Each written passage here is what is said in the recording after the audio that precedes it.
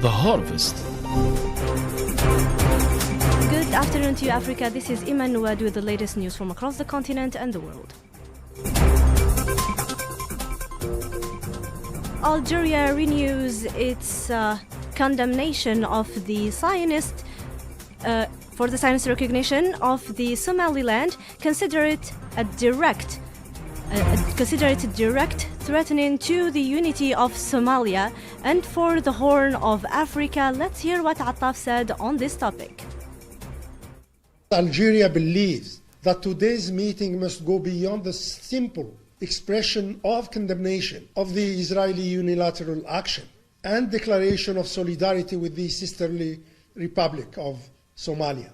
What is required from us at this stage is a renewed collective commitment to African unity. African unity in the face of all attempts to destabilize African countries by undermining their sovereignty, national unity, and territorial integrity. African unity in the defense of the normative collective framework that binds us together, including the sacred principle of intangibility of borders inherited at the independence of our countries. And last but not least, African unity in safeguarding a rule-based international order in which our countries can enjoy their rights and fulfill their duties on an equal footing with all other UN member states. It is only through unity that African countries can truly preserve their interests in a world that is increasingly shaped by hegemony, domination, total disregard for international law, and full disrespect for the United Nations Charter.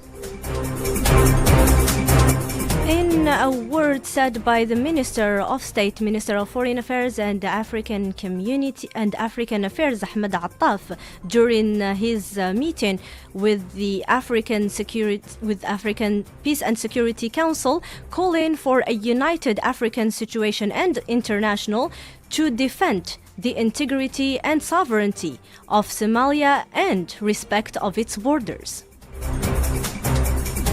On the diplomatic front, the African Union's Peace and Security Council takes a strong position against the Zionist entity. The AU calls for the immediate revocation of recognition granted to the self-proclaimed Republic of Somaliland as the Pan-African body reaffirms its unwavering support for Somalia's sovereignty and territorial integrity. It stresses that unilateral decisions threaten regional stability.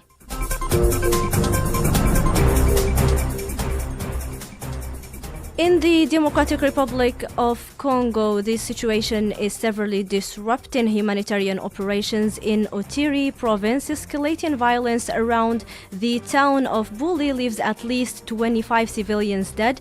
In the past month, the United Nations reports that more than 87,000 displaced people are now completely cut off from assistance. The UN officials warn that without secure access, the health situation could rapidly deteriorate. African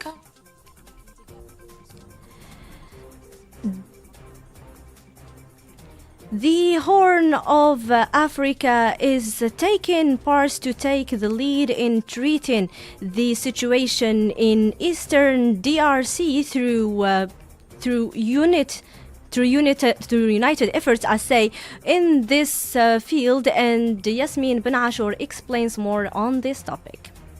African countries are working together to respond to the security crisis in Eastern Democratic Republic of the Congo. A key meeting will take place tomorrow in Zambia to discuss the situation. Zambia's Ministry of Defense says the meeting will be led by Defense Minister Ambrose Luigi Lufuma. Defense ministers and army chiefs from 12 member countries will attend, including Congo, Rwanda, Uganda, Kenya, and Zambia. The meeting comes after new fighting in the city of Uvira between the Congolese army and M23 rebels, who returned to activity in 2021 and control areas of strategic and resource-rich importance. These events comes as Congo and Rwanda sign the peace agreement in Washington, while the international community calls for preventing the return of armed forces to the city of Uvira.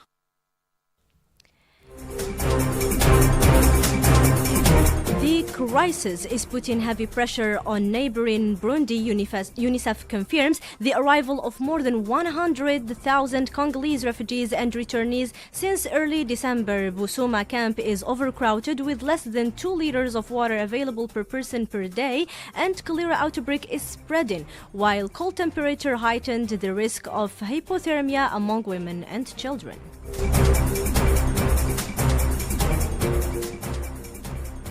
In Libya, the United Nations expresses deep concern from the conflict between the parliament and the High Council of the nation because of certain disagreements, and the political analyst explains more to Aziz Touahar.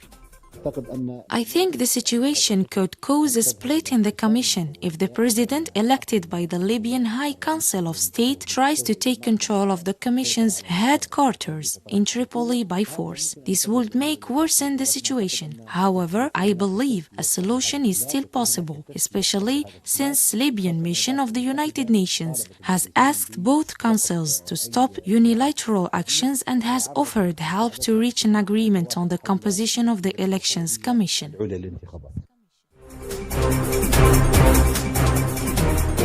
In Guinea, authorities announces the death of Colonel Claude PV, a former Congolese associate of ex-junta leader Moussa Dadis Camara. He was sentenced to life imprisonment for crimes against humanity. His conviction relates to the September 2009 massacre at the Konkari Stadium. Officials says his death marks the end of a significant judicial chapter. In Gambia, the tragedy of illegal migration continues to claim lives. The death toll from the New Year's Eve shipwreck rises to 39 confirmed victims. Pirogue carrying nearly 200 migrants towards the Canary Islands strikes a sandbank shortly after leaving the coast. Authorities report that 112 survivors are rescued and are receiving medical and psychological care.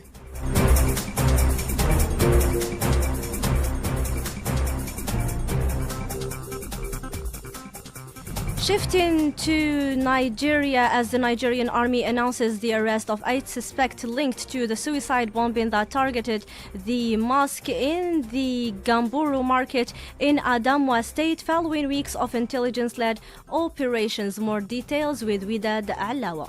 Nigeria witnessed a surge in violent incidents in recent weeks, underscoring ongoing security challenges in several northern states. The mosque attack is believed to have been carried by Boko Haram terrorists suicide who detonated an improvised explosive device. Among those apprehended, the military says were 2 suspects believed to be major facilitators within the network that planned and executed the attack. On a recent incident, the village of Kaswan Daji in Niger State was targeted in a deadly attack, leaving multiple casualties and several villagers abducted.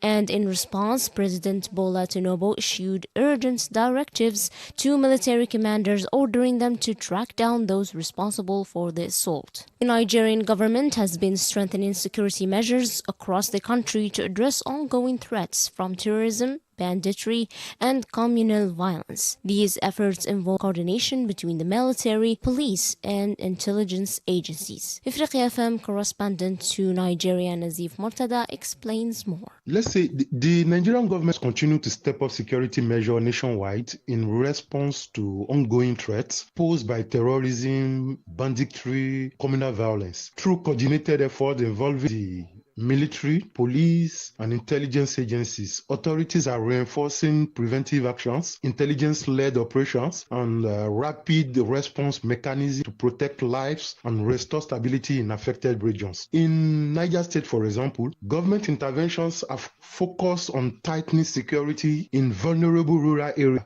frequently targeted by armed bandits. And those measures include the deployment of additional troops, joint security operations, increased patrols and mobilization of forest guards and community-based security structures. But the objective behind that is to dismantle criminal networks, secure forests and farmlands, and reduce incidents of attacks and kidnapping. The Nigerian public and the international community are closely monitoring the situation, hoping for the safe return of a sustainable path towards lasting peace.